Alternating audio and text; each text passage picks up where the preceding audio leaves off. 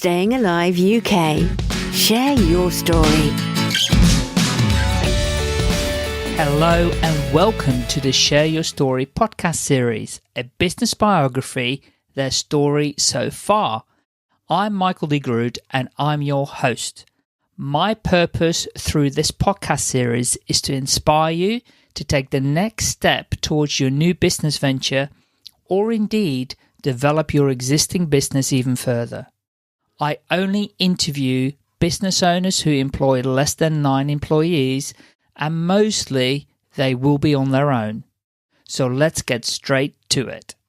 And today I'm delighted to have with me Rebecca Bell.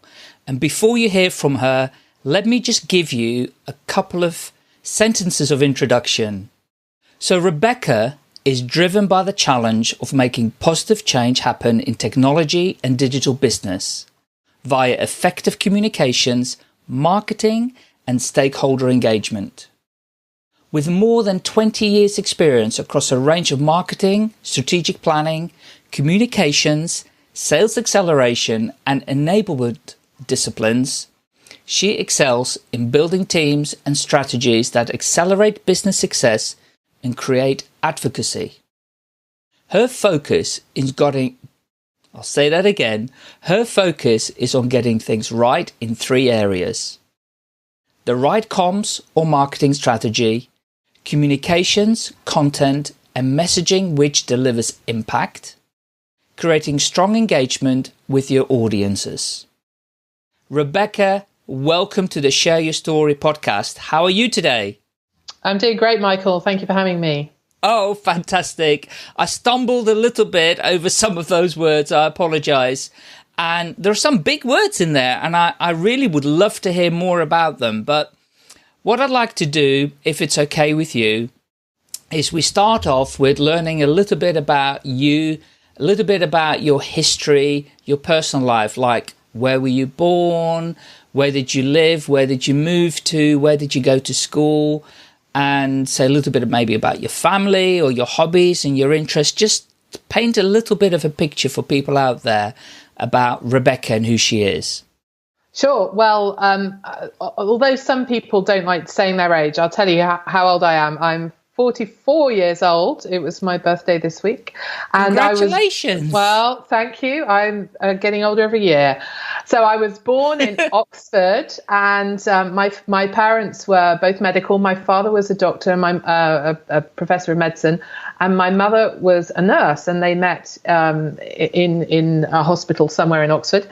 Wow. So I'm one of 3 kids, and at the age of 37, my father got a professorship at Sheffield University. So much against my mother's desires and best wishes, they moved from beautiful leafy Oxfordshire up to Sheffield, which obviously in the 1970s was quite a different place than it is now. It was really in a kind of post-industrial era where the steel mills were closing and we were running out of coal and those kinds of things. So it was a very different place than it is now. And but it is and was a wonderful place to grow up. So I attended a girls' school in Sheffield alongside my sister. I was there from the age of 5 to 18. My brother went away to boarding school in Cumbria because there were no schools that my father wanted to send him to here. And I ended up at the same school throughout my career. And then I selected what I liked doing most after A-levels, which was reading books. So I decided I would go and study English literature. I went to Durham University, and that really comprised me sitting on my bed, eating biscuits and reading books for 3 years, which was like absolutely perfect use of my time. And that remains to this day the best thing I could think of doing with my time, sitting on my bed, eating biscuits and reading. Wow. That's so after then, I was in a bit of a quandary about what do I do with my career. And in these days, before we all had internet access and stuff like that, I went along to the university career library or whatever you call it. And everything was organized in box folders alphabetically. So I found myself in the aisle, which was beginning with P. And I was looking at publishing because I thought, oh, well, that's to do with books. What do I do with my time? And I phoned my father and he said, yeah, I don't think you're going to make any money doing publishing. So I carried on down the aisle and I got to public relations. And I phoned my father back and I said, hey, what about this PR thing? He said, well, you're quite good at that because you're good at talking and writing and stuff. So, yeah, why not? I'll get you some work experience at the university. So that's how I started. I got some work experience working in the PR office of the University of Sheffield. And after I did an MA in Manchester in PR, because I just decided I'd spend my time for another year studying before I became a working person. Yeah. I was lucky enough to get a job in London. I applied for a job advert in The Guardian, and I got a job in a PR agency in London. And so that's where I ended up in 1995. Wow. And that just happened by casual conversation in the library aisle. Yeah. Well, you know, do you know, this is the challenge with a non-vocational study at university like English. Well, what do you go and do with that now? Yeah. If it taught me one thing, it was I am perfectly capable of organising my own study, of learning and choosing what I'm interested in, and of having original thought. Yeah. Now, that's all that 3 years at university taught me. I can't remember a lot of what I read. I read hundreds of books. But what I do know is that it taught me how to manage myself and to have confidence in my own opinions. And that's been very useful in my career subsequently. Wow. And then, okay, so after landing that job, what happened next? You know, so how long were you there for? What was some of the experience or roles that you had to do there? Yeah, so I was working at a PR agency just off the King's Road, which, if you know London and you know how expensive Chelsea is, was a disaster for an individual just in London who was earning £14,000 a year. Being near to those beautiful shops and that expensive lifestyle was awful. Yeah. So it was very difficult as a first job to be in, but I worked on some very interesting clients, very varied. Doing standard media relations work. So I was doing a lot of, selling to journalists and trying to develop storylines that my clients would be painted in a good light and to raise their profile and their brand. And so I did that for a little while. But unfortunately, I was working for a really unpleasant individual. And I stuck it out for quite a long time. Well, it seemed like a long time at the time. It seemed like longer than it was. But after about, 14 months, I just thought, I can't do this anymore. I don't want to work for this person anymore. He's not a nice person. And he was one of these people who was very into presenteeism. So you had to be in the office before he arrived and you couldn't leave until he left. Oh my God. And, I felt like I was being treated like a child, but it wasn't just me. It was the whole of his team. And after a while, I just thought, I'm not sure this is the person I want to work for. And a girl who I was working with had just moved to a different agency. So I interviewed there and got a job actually in my first technology-focused role or agency. Yeah. And I was working a lot for clients like Microsoft. And we also got a client who was a very small internet bookseller who was then bought by Amazon. So all of a sudden we had Amazon as our big client and we launched them into the UK market. So I had an opportunity to work with some really big brands as well as some small brands that became big and also get my first taste of technology. Wow. So I guess from there, I worked on various clients. Agency life is really good if you're young, lots of fun and, had a great time in London.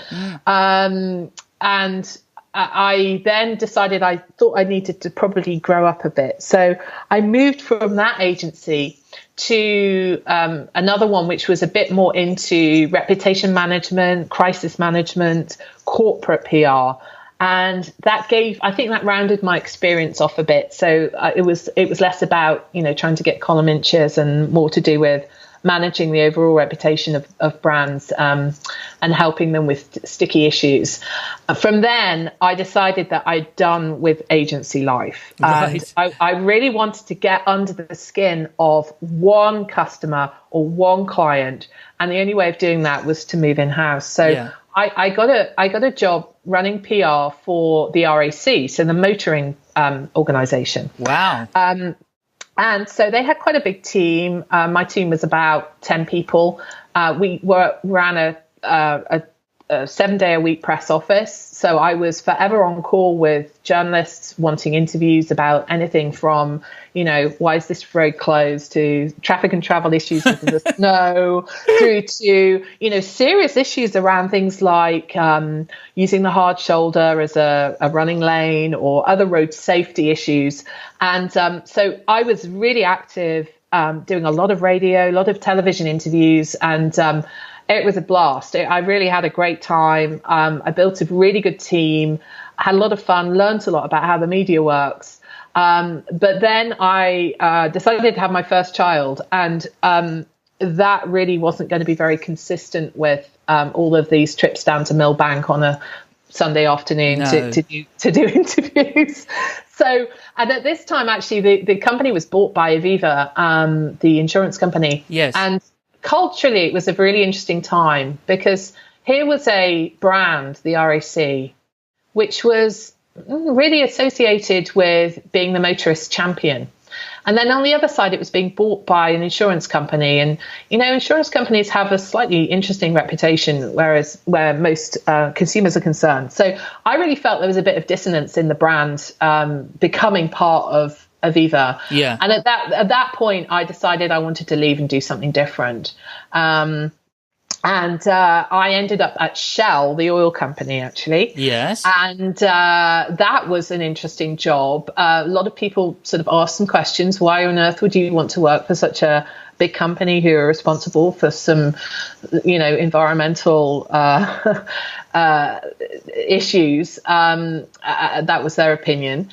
But I felt like it was better to be on the inside and to try to help the company explore and tell their story around some of the newer renewable energies and some of the things that they were investing in, which were and are very important for everyone's future. Sure.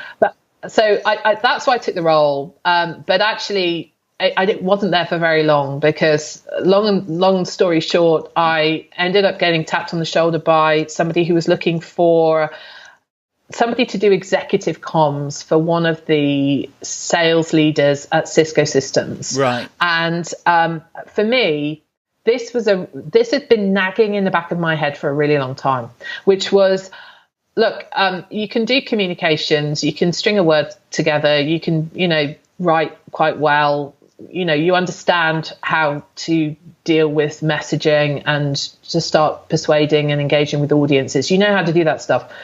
But do you really understand business and how it works? And so this was an opportunity to really get close to an executive and his business and to learn it really from a very deep perspective. So I took this job in Cisco and I landed there in March of 2007. So my daughter was nearly two when I arrived. Right. And I then almost immediately got pregnant. And so after a year of doing this job, I was off and had another baby. And as part of that, I'd spent a lot of time thinking about what I wanted to do. And that ended up with me saying, look, I've done a lot of communications now. I'd like to do something a bit different. And they were very good to allow me to add strategic planning to my roster of responsibilities. And so that's where I sort of started to move out of comms and into some different areas, which still use some of the same skill sets, but, really stretched my capabilities. So I went on in Cisco to do strategic planning. Then I ran marketing for one of the businesses in EMEA. which was like a $1.2 billion business. It was quite a big deal. Yeah. And then I moved into the team finally a couple of years ago, which was looking at the cloud software and managed service transition that Cisco had to make in the market. And that's when I started doing some different activities around sales enablement and sales acceleration. And the enablement piece, Michael, of course, is where you and I have connected. And yes. That's something that I remain very interested in today. So that was kind of my story up until about October. And October of last year, I don't know if it's what you might call a midlife crisis, or where you just suddenly start thinking a bit differently about what you want. And I was really conscious of the fact that I was, let's say, halfway through my professional career. And I felt like I'd been, on a bit of a hamster wheel for a very long time. And sure. I don't know your experience of working with global companies, or, particularly some of these technology companies it's relentless. It doesn't ever stop.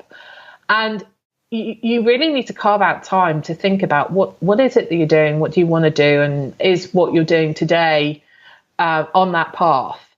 And I just felt like I'd run my time at Cisco, and that I should look to try and do something different, and to spend some time really thinking deeply about what might be next in the second half of my working career. So I took a really difficult decision. And at the end of October last year, I left the business and struck out on my own. Wow. And okay, let's just pause for a second there, because this is a really, really good point. And I should have done it slightly earlier in our conversation, but to say that this is quite a unique conversation that we're having with you, Rebecca, because this podcast is to help people, inspire them to step out of corporate life and do their own thing. And there are many different reasons why people might do this. Whether it's a midlife crisis, and I had a similar experience to what you're describing, there comes a point in a lot of people's lives where they kind of go, is really this what it's all about? Is life really about working for somebody else, making them and the shareholders more wealthy? Or is it about me enjoying what I'd like to do and do something for myself and challenge myself even further? So, and I know some things have changed since then as well, but which we'll come on to.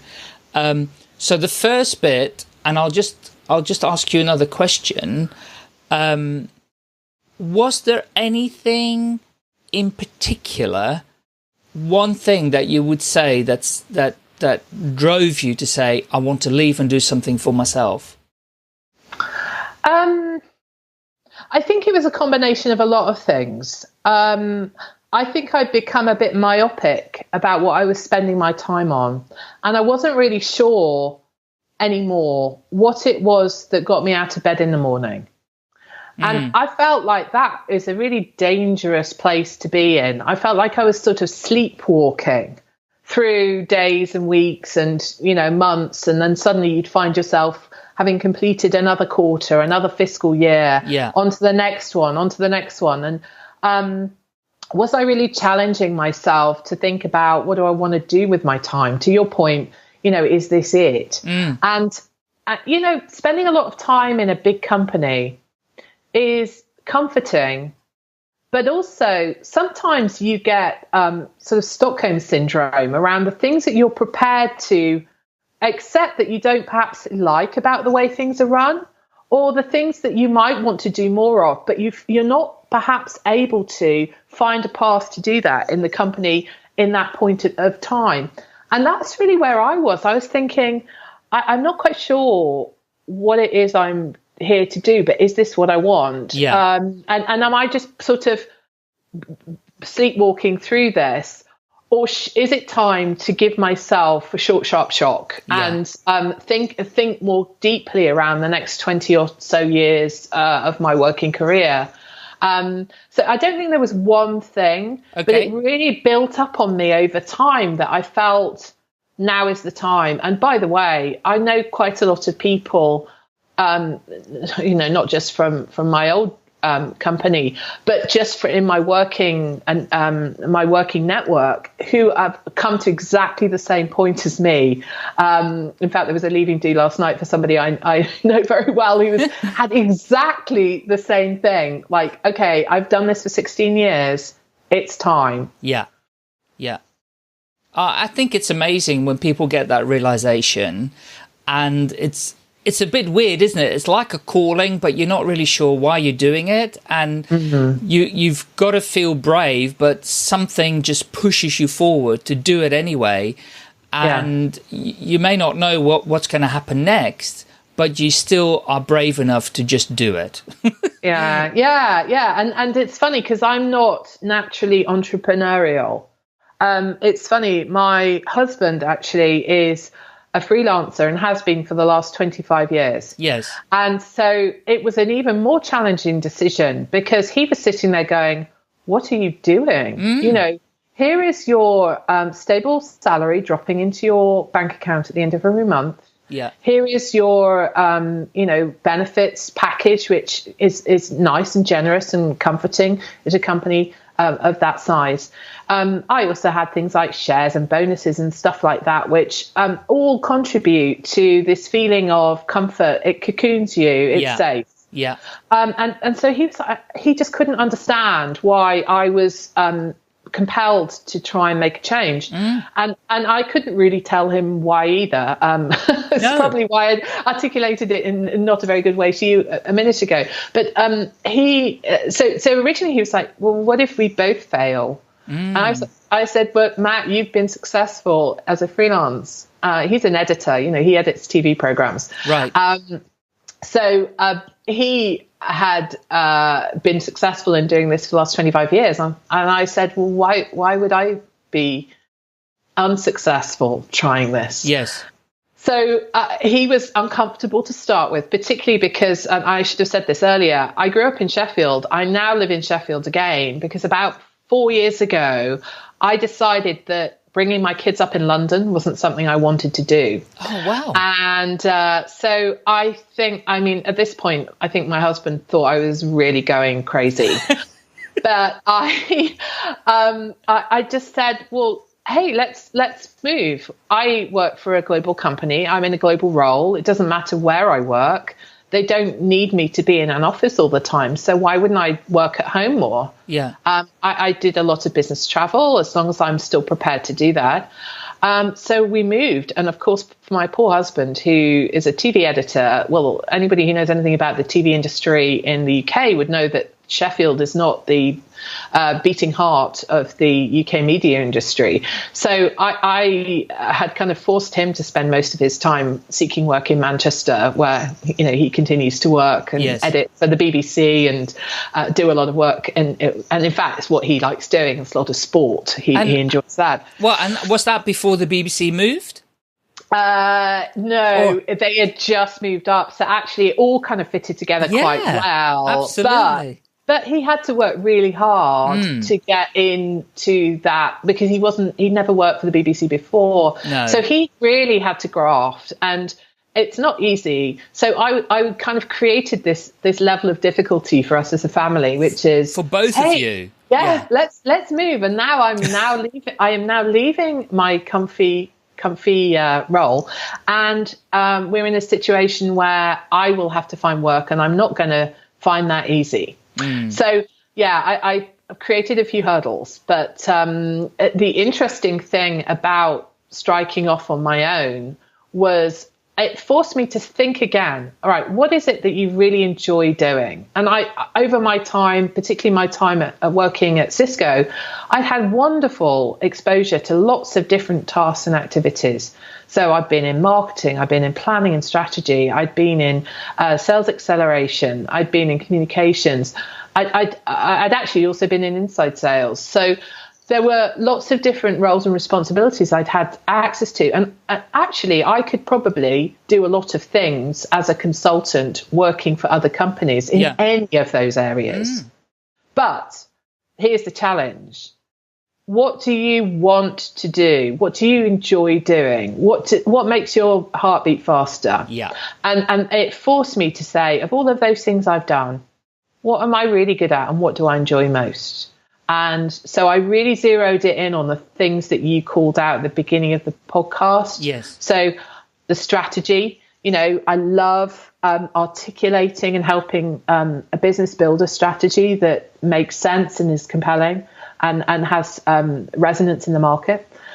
I love then how you communicate that both internally and externally with stakeholders. That's back to my communications core. Yeah.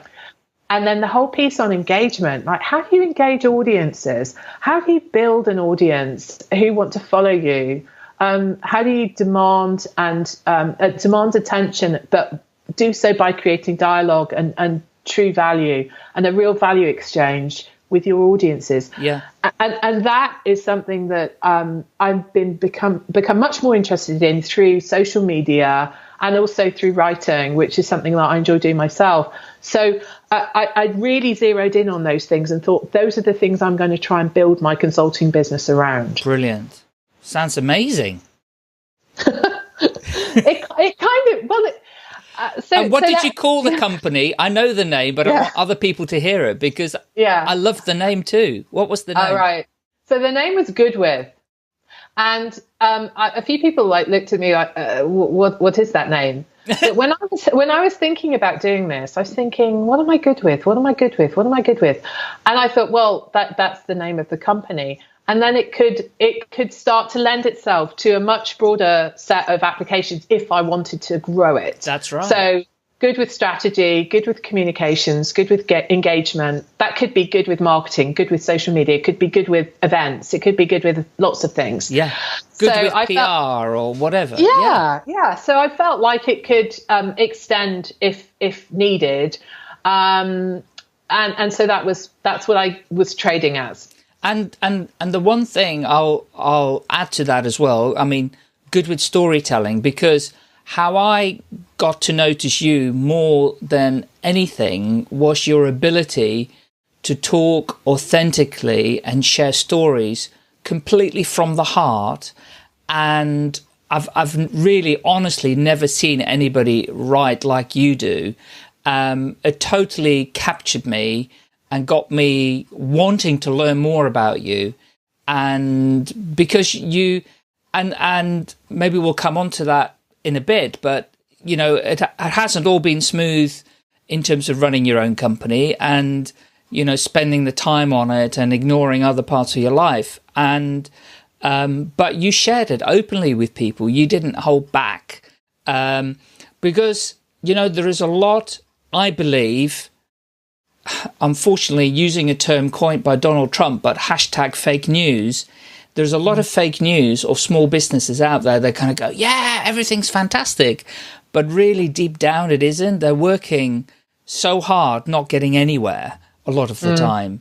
And it's important to note, we want to inspire people to run their own business, but also we want to be totally open and honest about it's not going to be easy at times. Yeah. I love the company name. I understood it immediately when I saw the name. So well done. So what happened next? Yeah. So, and thanks for those comments, because one of the things that I wanted to really do much more of was write. So I'd started doing a lot more writing and blogging, and I use LinkedIn as a platform, even though I now believe that LinkedIn as a platform is, not going to deliver for individuals who want to have a voice. I know. It's such a shame. It has really deteriorated. So as much as it's not like I don't really care about how many likes I get or whatever, but if you're pouring your heart and soul into content and wanting to share it, and you've built an audience of people who want to follow you, it's kind of disappointing if you think that some computer algorithm is going to stop people seeing what you're sharing. So that as an aside, I'd started to doing a lot more writing on LinkedIn, and thank you for your comments about I don't know how to be any different way than myself. So I'll always be myself. Yeah, brilliant. And I always write as myself. And yes, of course, I'm used to work. I can assume different voices, and I have to on behalf of clients. And that's very important if you're a communicator at heart. But, when it comes to communicating my own stuff, I did want to share stuff I'd learned, things I'd gone through, just because it was maybe cathartic, maybe helpful. It was useful in building networks, and it was just something I had to do. I'm reading a really fascinating, extremely thick and quite hard to get through biography of the Bronte sisters at the moment. And one of the quotes that stuck with me was something that Charlotte Bronte had written about. She just had to write, so she felt compelled to write, so she just wrote. And and that's kind of where I'm at. I feel like it's something I have to do. And I've had a couple of weeks hiatus and not done any recently, just because I've been on holiday. But I've been writing and publishing stuff every week for about a year. Yeah. And I'm wonderfully much happier for it. And I feel like it's such an important part of who I am now.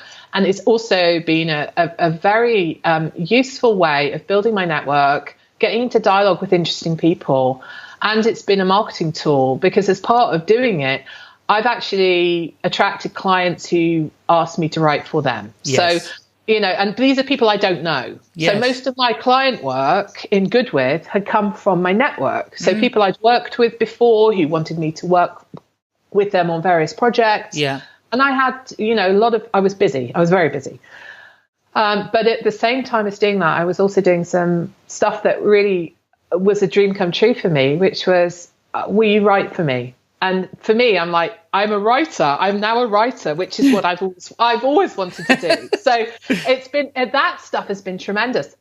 But just to back to your point, there's ups and downs of running your own business. And if people want to go and look on my LinkedIn, you'll find a few of my my blogs that I've written on there have covered some of the issues that I think are maybe some of those hidden fake news things that that people don't know about when you start this off. It can be lonely. It can be dreadfully lonely. Yeah. Don't have all these silly conference calls to keep you busy and feel that you're engaged. You're really plowing a furrow every single day, and nobody's sitting there thinking about you like you're thinking about your own business and your own development. So it's hard.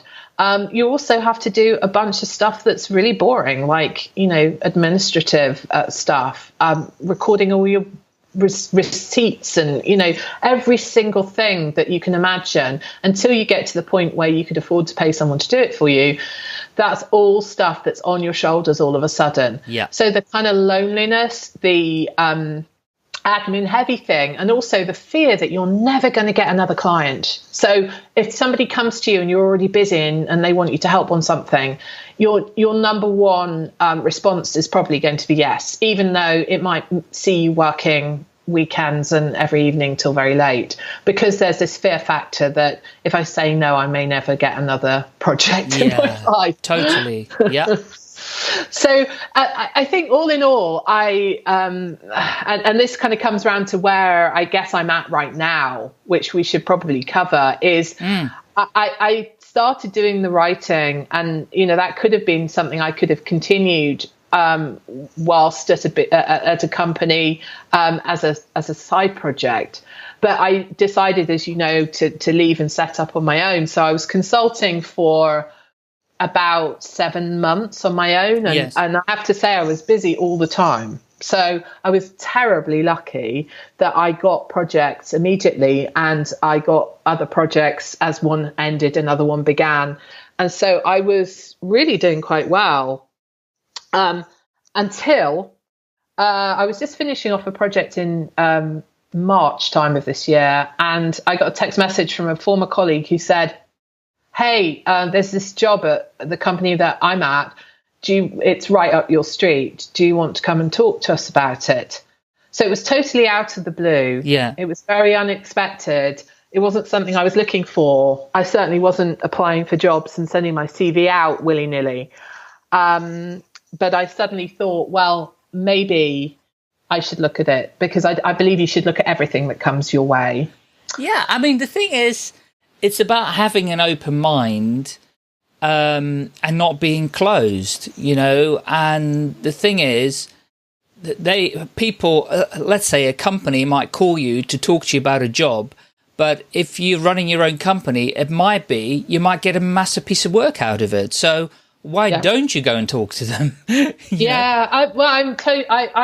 I've entertained every single opportunity that someone's given me. Yeah. And I've thought carefully about it. And when there've been opportunities that relate to me as a consultant, I've looked and thought, do they relate to those 3 areas that I've identified that I want to focus on? And if they don't, say no.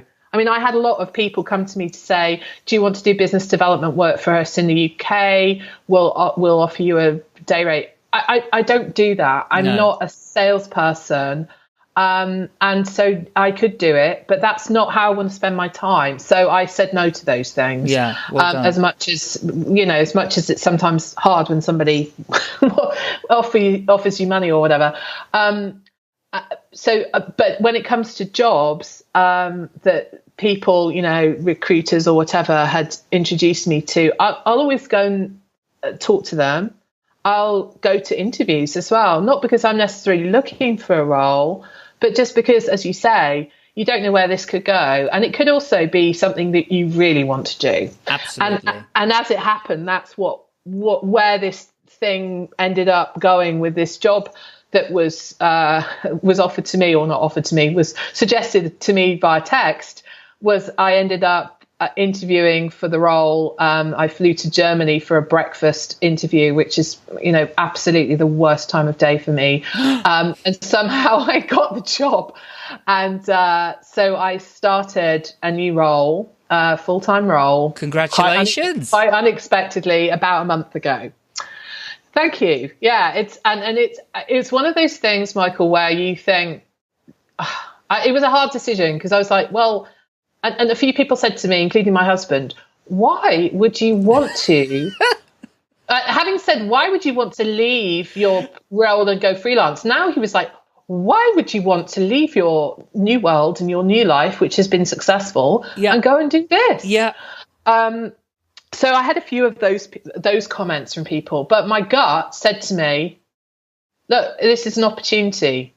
It's something you want to do. It's a role that hasn't existed before, so it's right up your street, something that you can create. And the people, and this was one of my big benchmarks of, is something I should spend my time on, is, do you get the vibes that are positive about the culture? And after 20 plus years doing different jobs for different people, the number one thing I care about is the culture and the environment of an organization I'm going to work with. And that's one thing you cannot choose in your consulting life. No. Because, you may hate a culture of a client, but they're there to get a job done. Yeah. So that was my litmus test. And so this role passed the litmus test. This organization passed the litmus test. But the final thing to say on all of that is, I am in such a fortuitous place now, because now I know that if I wanted to or needed to pursue a freelance life again or a consulting life again, I could do so. I've got confidence to do it now. Whereas if you'd asked me a year ago, I would tell you that I'd be terrified. Yeah. And this is the thing, isn't it? The fact that you've stepped out of first of all, a job that was pretty safe, then into a lifestyle where you were your own boss and were very successful and lucky, but you still would have had the worry month to month, where's the next client coming from, unless you had massive ongoing, repeat business kind of retainers. You have experienced that side of it. You can do it. And this is the thing. Lots of people have fear about themselves, whether they can achieve something on their own. You've proven you can do it on your own. You don't need to work for a big corporate. Therefore, you were in a relaxed position that when you were approached, you had a choice that you could make. And not only that, now you're in the new role, you could still make that choice going forward too. You could still go, okay, this isn't working out. I'm going to go back to Goodwith. And absolutely. And I have that now. And I think there's a couple of learnings that maybe some of the people listening to this podcast could benefit from, which is, as much as it sounds like wonderfully free and, gloriously brave, and I don't know, all of those things are true, to step out on your own. Yeah. There were a few things that I wanted to make sure I had in place before I did it. And this means I would say requires some thought if you're really considering this. So firstly, I was clear about my capabilities and I had experience. I wasn't wanting to become a carpenter with no experience. I was focusing on the skills that I had. Yeah. I was really focusing on areas where I had some credibility. I had a story to tell. I had evidence of my capability. So I felt like I could sell them. So that's one thing. Second thing is, I was really clear about my network. And, I'd spent some time developing my network through my writing before I made this decision. But generally, working for a big company, honestly, furnishes you with a wonderful network. And I spent some time looking at my LinkedIn contacts and, thinking about people I'd worked with before. And I was really quite focused on who am I going to ask for help from who've done this before themselves? Who might be a possible client of mine in the future, who I should talk to and explain what I'm doing? And who might be people I haven't spoken to for some time, but I know are in a position where they might need some help, and that I should share what I'm doing with them too, but in a slightly more, subtle way. So I was not scared about asking for help.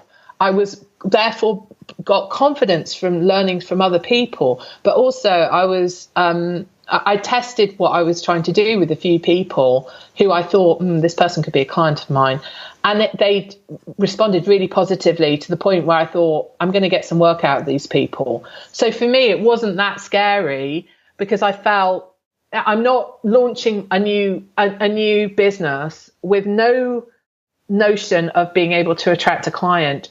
And that would be one thing I'd say to people, which is, depending on how you want to do this kind of consulting type approach, either you want to build a business yourself and use your contacts, or you could, of course, go and become somebody who takes on, 3, 6, 9-month gigs and, applies for jobs as consultants on short-term contracts. I didn't want to do that. I wanted more variety, but there's definitely plenty of work out there if you don't have the network, but you still want to be a bit more relaxed about, and maybe you want to try a consulting approach. There's masses and masses of consultant opportunities out there. And that's a way to pursue this without actually feeling, well, I don't have a great network and I don't know where my clients would come from. Yeah. So, there are new opportunities or new ideas coming to the fore, and we all know what a lot of companies have done with 0-hour contracts and various other things, where larger organizations are looking to cut costs, and equally, they don't necessarily want to employ people all of the time because they may not need them all of the time.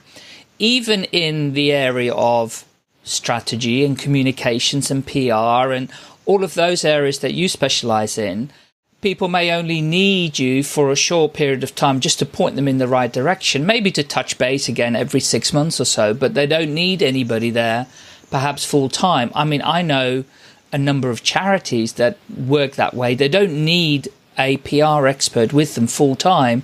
They just need somebody for a period of time to help them and then move them on. So you mentioned like gig economy, and that's definitely a way that things are developing. That's why I felt it was important to talk to you about it, because we alluded about this in our initial conversations. So and the other thing you've talked about with me, I don't know if we did record it or not yet, is the bit about being able to do something whilst you're still working for the organization that you're with. So let's talk about that for a little bit. Yeah. Well, so I made quite a kind of cut and dry, bold move. And, you know, I left my role and decided to forge a different path. And some people might not feel like that is something they feel they can do. I know that from doing a lot of my writing and talking about my experiences, I've built a network of people who have come to me asking for help of how to get started, or have complained to me honestly to say, well, I can't do that because I've got XYZ responsibilities, mortgage to pay, this, that, and the other. Well, you know what? So have I. So the one way of thinking about this is, rather than making some big bold move and decide enough's enough, I'm leaving, you could start to explore things that you're interested in whilst also working in your full-time job. And these, obviously, you need to be careful contractually that you're not doing something that's going to take away from your ability to complete your job, and it's not something that's competitive. Yeah. But with those things in mind, I mean, I started doing my writing. Now, I didn't do any paid work for clients at the same time as working for my previous employee. But as soon as as soon as I had left and I started doing a lot more writing, I found myself with, 3 or 4 clients for whom I was blogging for. And you could do that quite easily whilst also working. So there was nothing competitive in it. None of them were competing with my employer, actually. And I could continue to do that today if I wanted to. And I may well, because I enjoy it, and, people want these types of skills. So I think that's a wonderful way of testing the water a little bit. And, that is a possibility, I think, for people who are looking to get into this. Give it a go. What have you lost if you don't manage to build up a client base? Well, you've lost very little, but you've actually gained experience and knowledge, and it might help you as you consider how you move forward with your career. Yeah, so I love that. And also, employers, if they want to retain the most talented staff in their organization for their own business growth, they have to be flexible in their thinking to allow people to go and explore outside of their day-to-day responsibilities some of their own personal interests and personal development and growth. And that personal development and growth might not necessarily be going on a management training course with your colleagues. It might be going on a writing course because you have a dream that you want to author a book and become a published author, or